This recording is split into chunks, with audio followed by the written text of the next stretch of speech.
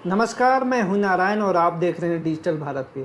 दोस्तों, आज इस वीडियो में कंपनी रजिस्ट्रेशन के बारे में बात करेंगे। कंपनी रजिस्ट्रेशन का बेनिफिट्स क्या होता है और इसके रजिस्ट्रेशन में कौन कौन सी डॉक्यूमेंट्स की रिक्वायरमेंट होती है।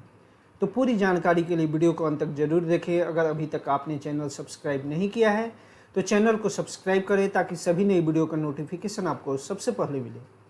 दोस्तों, कंपनी रजिस्ट्रेशन के लिए सबसे पहले आप अपना अकाउंट लॉगिन करेंगे। अकाउंट लॉगिन करने के बाद सर्विसेज पे जाना है।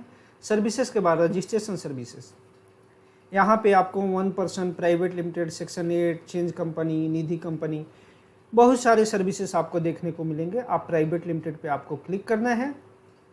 यहाँ पे आपको name of applicant, mobile number, email ID, यहाँ से आप स्टेट सेलेक्ट करेंगे, सिटी सेलेक्ट करेंगे। इसके बाद टाइप्स में आप अपने रिक्वायरमेंट के हिसाब से आप किस टाइप की कंपनी रजिस्ट्रेशन कराना चाहते हैं, private limited, 1%, section 8 company, Nidhi company, आप अपने रिक्वायरमेंट के हिसाब से सिलेक्शन करने के बाद इस फॉर्म को सबमिट कर देंगे।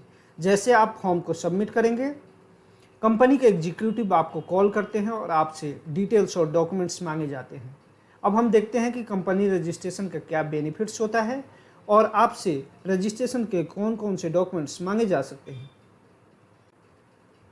दोस्तों, सबसे पहले हम कैरेक्टरिस्टिक्स ऑफ कंपनी यानी कंपनी की खास बातें क्या होती है इसके बारे में बात करेंगे। इनकॉर्पोरेटेड एसोसिएशन, इसका मतलब ये होता है कि कोई भी कंपनी का फॉर्मेशन इस्टेब्लिशमेंट बाय लॉ होता है, इसलिए इसको इनकॉर्पोरेटेड एसोसिएशन बोला जाता है।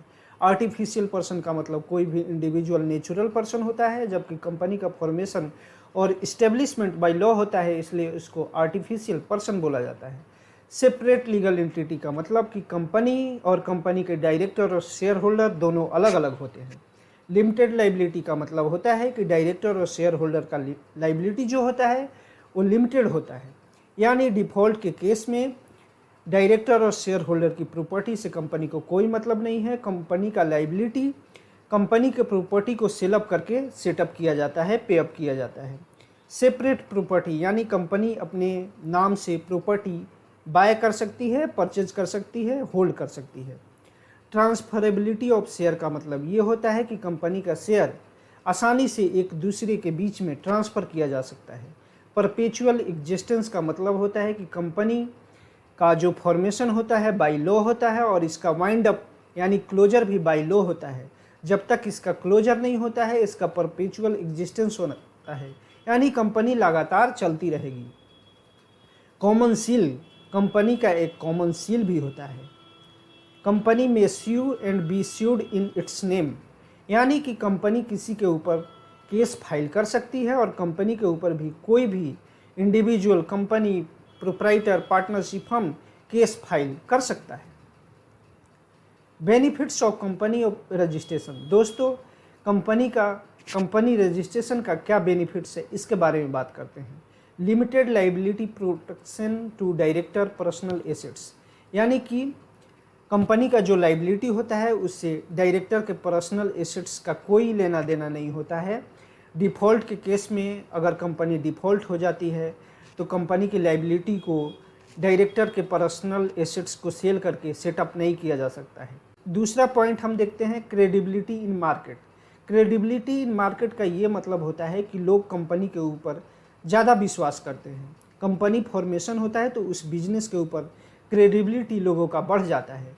कंपनी आसानी से फंड को रेज कर सकती है और लोन मिल सकता है, क्योंकि कोई भी बैंकर्स या फाइनेंसर कंपनी के ऊपर बिलीव करता है। ईजी टू अट्रैक्ट एम्प्लॉय का मतलब ये होता है कि कोई भी एम्प्लॉय किसी कंपनी में काम करना पसंद करते हैं, क्योंकि कंपनी को सभी रूल्स फॉलो करने होते हैं। सारे सोशल सिक्योरिटी का बेनिफिट्स एम्प्लॉय को मिलता है, जैसे कि ईएसआई, ईपीएफ या और भी बेनिफिट्स, लीव इनकेसमेंट वगैरह, सारे सोशल सिक्योरिटी बेनिफिट्स कंपनी को फॉलो करने होते हैं और इसका बेनिफिट्स एम्प्लॉय को मिलता है। इसलिए कोई भी एम्प्लॉय कंपनी में काम करना पसंद करते हैं। ईजी टू सेल का मतलब होता है कि कंपनी को आसानी से सेल किया जा सकता है। इसमें मिनिमम डॉक्यूमेंटेशन की रिक्वायरमेंट होती है और मिनिमम कॉस्ट लगता है। अब हम देखते हैं कि किसी भी कंपनी को रजिस्ट्रेशन करने के लिए मिनिमम रिक्वायरमेंट क्या होती है। सबसे पहले 2 डायरेक्टर शेयर होल्डर होने चाहिए। कंपनी का एक रजिस्टर्ड ऑफिस होना चाहिए। कंपनी का ऑथोराइज शेयर कैपिटल, यानी कंपनी कितना ऑथोराइज और पेड अप शेयर कैपिटल रखना चाहती है। और इसके अलावा डायरेक्टर्स के डिजिटल सिग्नेचर सर्टिफिकेट होने चाहिए। दोस्तों, अब हम डॉक्यूमेंट्स के बारे में बात करेंगे कि कंपनी रजिस्ट्रेशन में कौन कौन से डॉक्यूमेंट्स रिक्वायरमेंट होती है। सबसे पहले हम डायरेक्टर और शेयर होल्डर के डॉक्यूमेंट्स के बारे में देखेंगे। डायरेक्टर्स के आधार कार्ड होने चाहिए, पासपोर्ट साइज फ़ोटो होना चाहिए, self attested copy of pan of all director and share holder, सभी शेयर होल्डर और डायरेक्टर के पैन होने चाहिए। दोस्तों, कंपनी के केस में शेयर होल्डर और डायरेक्टर दोनों एक ही हो सकते हैं। आइडेंटिटी प्रूफ होना चाहिए। आइडेंटिटी प्रूफ में voter ID card, passport, driving licence. Address proof में mobile bill, telephone bill, electricity bill, latest bank account, यानी कि electricity bill, telephone, mobile bill ये सभी 2 महीने के अंदर के होने चाहिए। अब हम देखते हैं कि रजिस्टर्ड ऑफिस के लिए एड्रेस प्रूफ में क्या होना चाहिए। बिजनेस एड्रेस प्रूफ में electricity bill, telephone, water bill, gas bill ये सभी 2 महीने के अंदर के होने चाहिए। रेंटेड प्रॉपर्टी में रेंट एग्रीमेंट होना चाहिए। फिर ओनर से नो ऑब्जेक्शन सर्टिफिकेट होनी चाहिए। अगर ओन्ड प्रॉपर्टी है उस केस में भी आपको एनओसी देना पड़ सकता है। एनओसी देना होता है, देना पड़ सकता नहीं, एनओसी लगता है। दोस्तों, तो इस तरीके से आप देखें कि कौन कौन से डॉक्यूमेंट्स की रिक्वायरमेंट होती है। आप इसको नोट कर सकते हैं, रख सकते हैं, इन फ्यूचर ये आपको काम करेगा। दोस्तों, तो इस तरीके से आप सारे डॉक्यूमेंट्स कंपनी को सेंड करके आप कंपनी रजिस्ट्रेशन की सर्विसेज आप अपने कस्टमर को प्रोवाइड कर सकते हैं।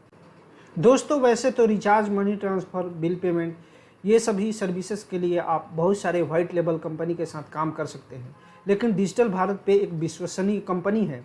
और सबसे खास बात यह है कि आपको एक वेल क्वालिफाइड प्रोफेशनल टीम के साथ काम करने का मौका मिलता है। और यहाँ पे आप न केवल recharge, money transfer, bill payment, AEPS की सर्विसेज प्रोवाइड करते हैं, बल्कि इसके अलावा रजिस्ट्रेशन की भी सर्विसेज प्रोवाइड करते हैं। और सबसे खास बात यह है कि आपको एक क्वालिफाइड प्रोफेशनल टीम के साथ काम करने को मिलता है, एक विश्वसनीय कंपनी के साथ काम करने का मौका मिलता है। तो आप डिजिटल भारत पे के साथ एज ए पार्टनर ज्वाइन करके इन सभी सर्विसेज को प्रोवाइड कर सकते हैं और अच्छा इनकम कर सकते हैं।